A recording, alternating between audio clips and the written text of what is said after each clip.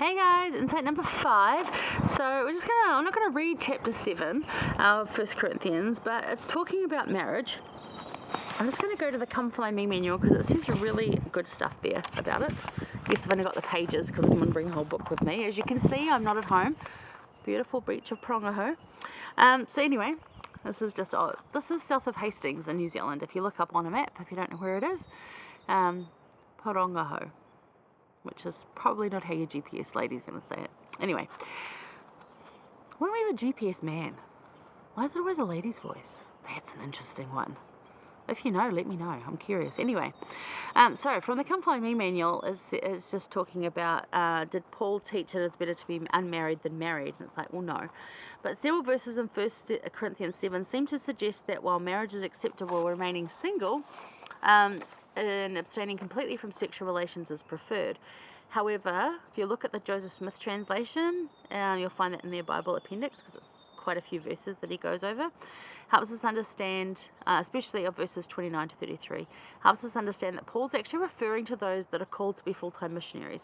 So like Apollos that visited them, and other missionaries that go to visit them. They're not to get involved in those things, much like our missionaries now. It is not a good idea. It is very distracting. We know that those, hormone-driven relationships are very distracting from a lot of things in life. So,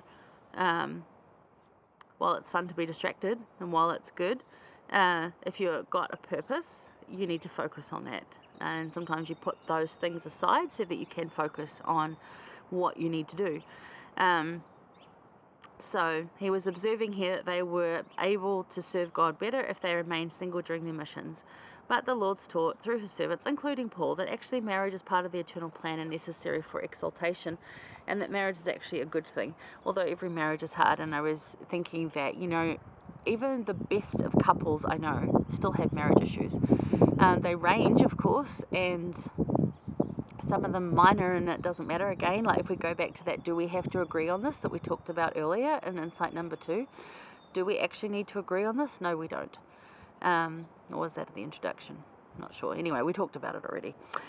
We don't actually have to agree on everything. Some things we can just say, well, actually, we don't need to agree on it and move on. Other things we can say, well, we don't need to agree on it right now. We can think about it a bit more and come back to it later. Oh, it's beautiful. Native birds flying around here. It's so beautiful. But yeah, he's saying that, while marriage is hard, it's also worth it. So, there's I've been through divorce. I know friends going through divorce, and it's heart-wrenching and it's a tough time. Marriage is hard, but, going through divorce doesn't make you evil. Going through divorce doesn't make you like a lost cause or anything like that. It can feel like it, but it's not. And there are good things out there, and, you stay faithful, you do good, it'll work out for you. But yeah, if you're going to teach this chapter, please use the Joseph Smith translation and point out that he's talking about missionaries. And don't let it become this bitter session about marriage, because I can guarantee you that any class you teach is going to have, like Sunday school class, is going to have their own opinions, and it will come from their place of experience, and could get kind of ugly, or it could make some people feel very uncomfortable. While people talk about, I don't have those problems, my marriage is perfect. It's like, no marriage is perfect. No coming together of two people and trying to live in one space is going to be perfect. Never. There is give and take, but there's also healthy boundaries to hold as well. So it's worth the effort, but it is an effort. So there's my thoughts. I can speak to being divorced, and I can speak to giving it effort. I can speak to a lot of things around that topic, but not necessary for this point. I just wanted to make sure that you guys know and look at this objectively if you're going to teach this chapter, and to maybe preface it before you even start talking about it, exactly what it's about, and give context to the time where the people were, although married or not married, and just bed hopping everywhere, sharing wives and husbands, and it gets really complicated really fast. So it's again plays into that immorality and that hollowness in relationships. And if you're not being fulfilled with your needs, then look to healthy places to fulfill those needs rather than something that's empty and going to cause you more grief.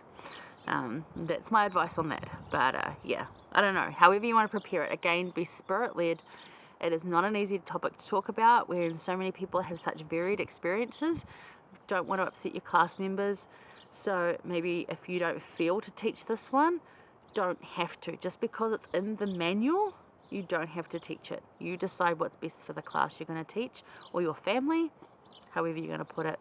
Maybe, you know, your family's freshly going through a divorce, so maybe don't bring this one up because it might be too much. Look at some of the other things, because there's some other things this week that are amazing and will completely fill a class sufficiently, no problem. So anyway, there you go. All right, that's it. There's no notes to go with it. Any of the videos, just listen. Try to keep them short. Some of them haven't been, but anyway. Yay! Great week. Next week we're in the other half of Corinthians, 1 Corinthians, and then the 2 Corinthians. So yeah, if you want to know more about that, go look at Insight number 1. That's the introduction to Corinthians. And have a great weekend. Yeah, I'm going to go enjoy my weekend at the beach. By the time you see this one, I'll be talking about last weekend. But there you go. That's fun. Pre-recording. Yay. Anyway, love you guys. Stay safe out there. And do you come follow me. Bye.